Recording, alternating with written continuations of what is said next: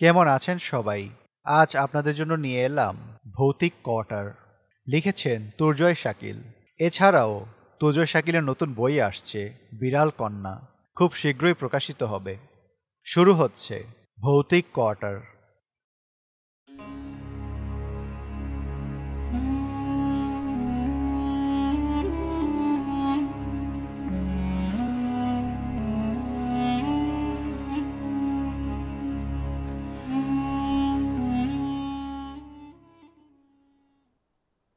রাতে হঠাৎ করেই ইরার ফুফু মৌমিতা অনেক অসুস্থ হয়ে পড়ল। তড়িঘড়ি করে তাকে হাসপাতালে নিয়ে আসা হলো। ইরার আরেক ফুফু নুসরাত এই হাসপাতালেই ডাক্তার হিসেবে কর্মরত আছে। হাসপাতালের ডাক্তারদের জন্য বরাদ্দকৃত কোয়ার্টারে থাকেন তিনি। হাসপাতাল থেকে একটু দূরেই তার কোয়ার্টার। রাত তখন 11টা বাজে। ইরা তার অসুস্থ ফুপুর পাশে বসেছিল। নুসরাত ফুফু ইরাকে ডেকে বলল, এখানে ডাক্তার নার্স সবাই আছে। তাছাড়া আমি আর তোমার ফুফাও আছি। তোমার আর কষ্ট করে রাত জাগতে হবে না। তুমি বরং আমার কোয়ার্টারে চলে যাও। যদি তেমন কোনো দরকার হয় আমি তোমাকে ডেকে নিয়ে আসবো। ফ্রিজে বিরিয়ানি আছে, গরম করে খেয়ে নিও। ইরা মাথা নাড়িয়ে বলল, ঠিক আছে, তবে দরকার হলে ডাক দেবে কিন্তু। ও তার ফুপুর কাছ থেকে বাসার চাবি নিয়ে হাসপাতাল থেকে বের হয়ে আসলো।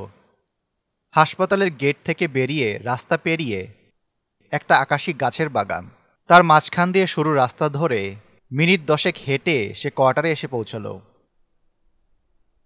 পুরনো একতলা একটা কোয়ার্টার।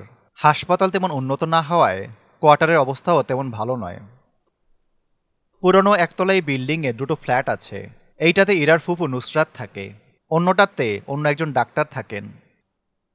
কোয়ার্টারের বাহিরে এক কোণে একটা লাইট জ্বলছে, চারিদিকে আবছা অন্ধকার।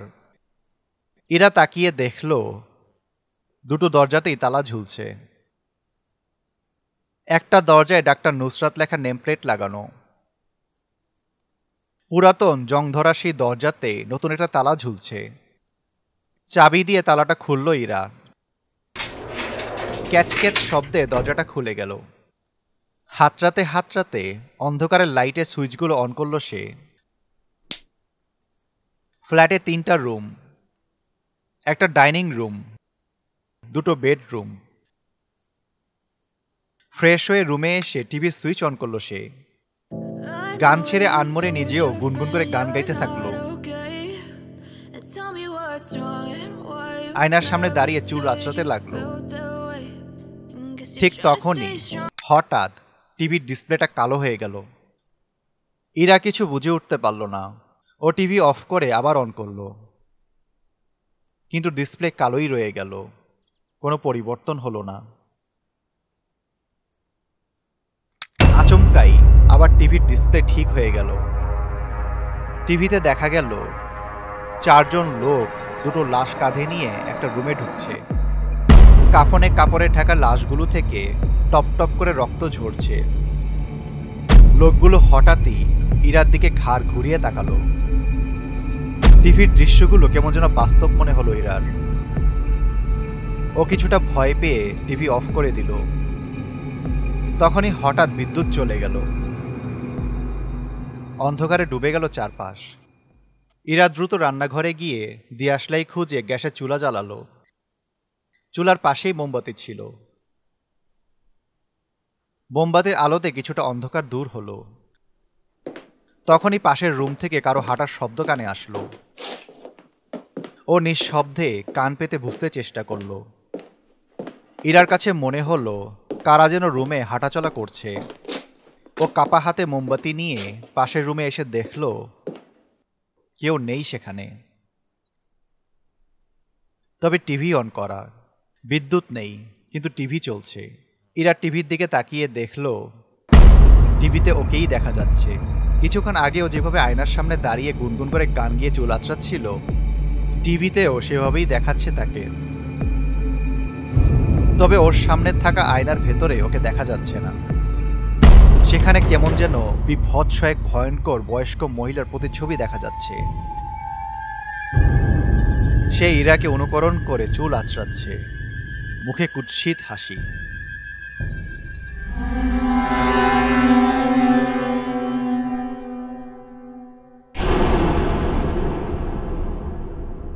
ইরা কিছু বুঝে ওঠার আগেই বিদ্যুৎ চলে আসলো।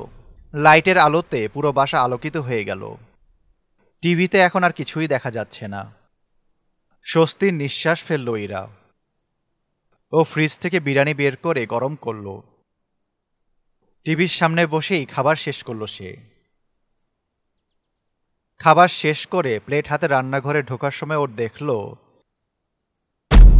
কোনো এক মহিলা চুলায় একটা পাতিল বসিয়ে চামচ দিয়ে নাড়াচাড়া করছে। ভয়ে আটকে উঠল সে।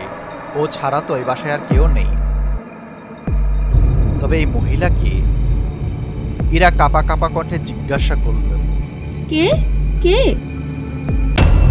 মহিলাটা ওর দিকে তাকাতেই ওর চোখ যেন কপালে উঠে গেল। এইটা যে ওর মৌমিতা ফুফু, যে অসুস্থ অবস্থায় আইসিইউতে আছে। ফুফু তুমি? বিস্ময়ে ঘোর কাটছে না ওর। ওর হাত থেকে প্লেটটা মেঝেতে পড়ে গেল। ইরা আবার সেই দিকে ফিরে তাকিয়ে দেখল এতক্ষণ যেখানে মৌমিতা ফুফু দাঁড়িয়েছিল সেখানে এখন কেউ নেই। ইরা কিছুটা অবাক হলো। ও মনে মনে ভাবল মৌমিতা ফুফুকে নিয়ে অতিরিক্ত দুশ্চিন্তা করাতেই এমন উল্টাপাল্টা দেখছে হয়তো। প্লেটটা তুলে রেখে ইরা আবার টিভির সামনে বসল।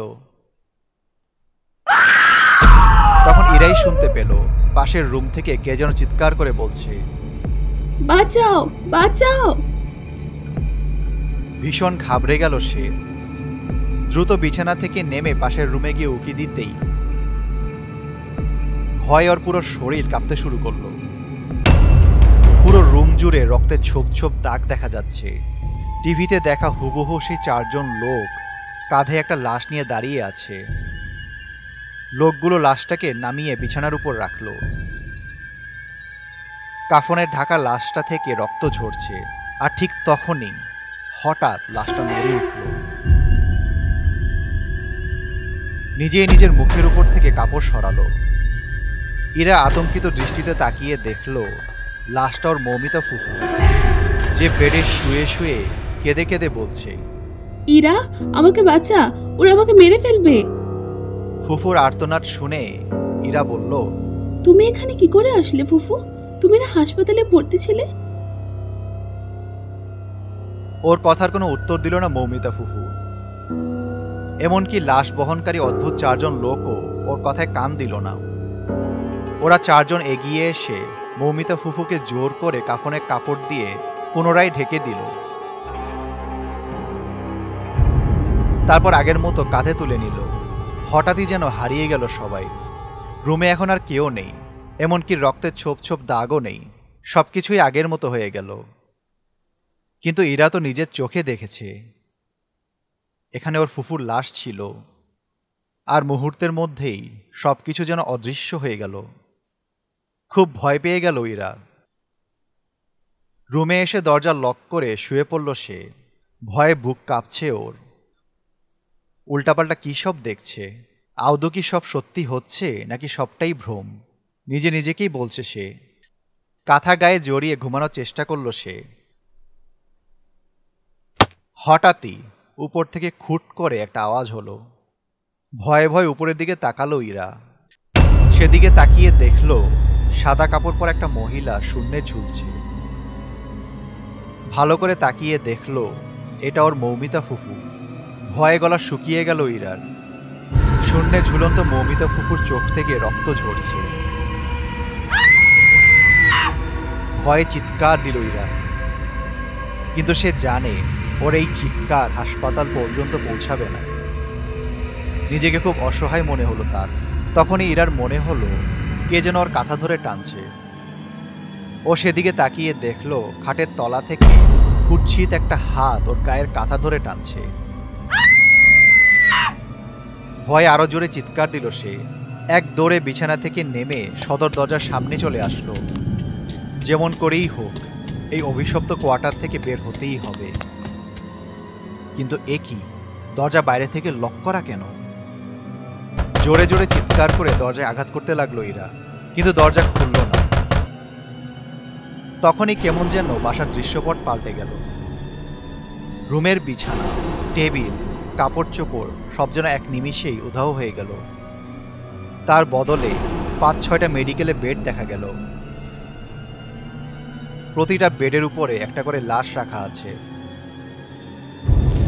দুজন খুবই ভয়ঙ্কর চেহারার নার্স কেচি ছুরি হাতে একটা লাশের বুক কাটছে।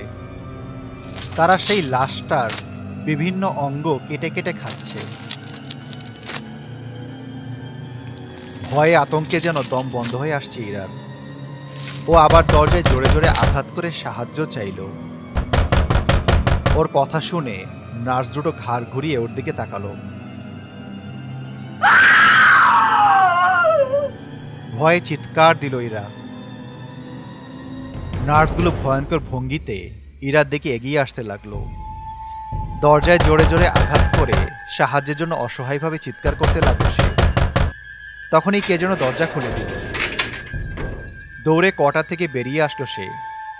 লোকটাও তার পেছন পেছন আসলো। ইরাকে ডেকে জিজ্ঞাসা করলো, কি হয়েছে ম্যাডাম, চিৎকার করছেন কেন?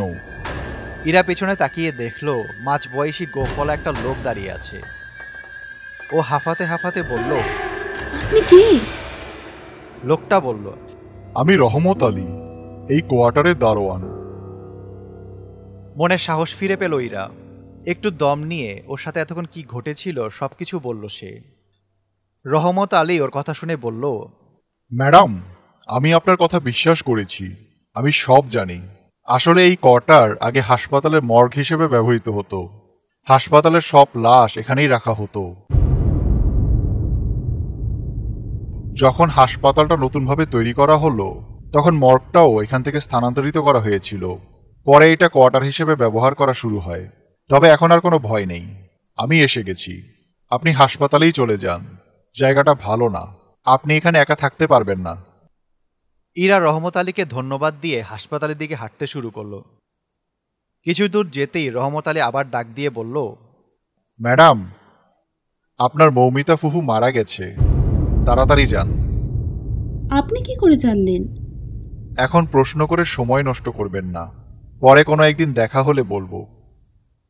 ইরা আর কথা না বাড়িয়ে আকাশী গাছের বাগানের মাঝখান দিয়ে দ্রুত পা চালিয়ে হাসপাতালে পৌঁছে গেল।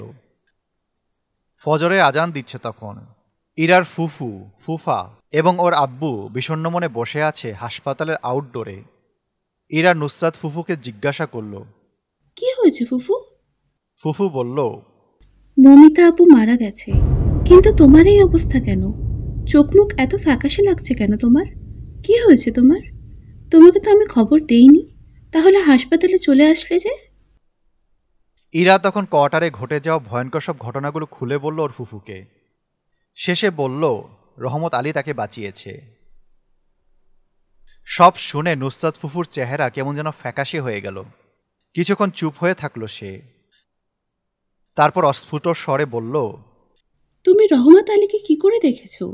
সে কোয়ার্টারের দারোয়ান ছিল ঠিকই, কিন্তু সে তো মাসখানেক আগে মারা গেছে। নুসরাত ফুফুর কথা শুনে ভয়ে মূর্ছা গেল ইরা। জ্ঞান হারালো সে।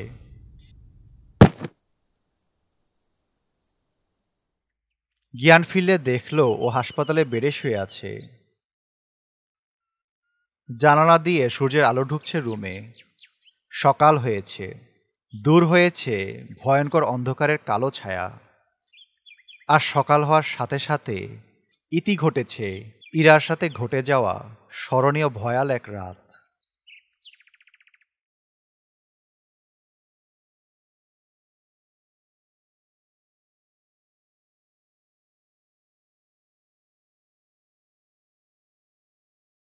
Animated stories, best channel you ever seen. Animated stories, you are in a horror dream. Animated stories, you just take the bloody cream. Go and get the popcorn and you're ready for the horror team. Animated stories, best channel you ever seen. Animated stories, you are in a horror dream. Animated stories, you just take the bloody cream. Go and get the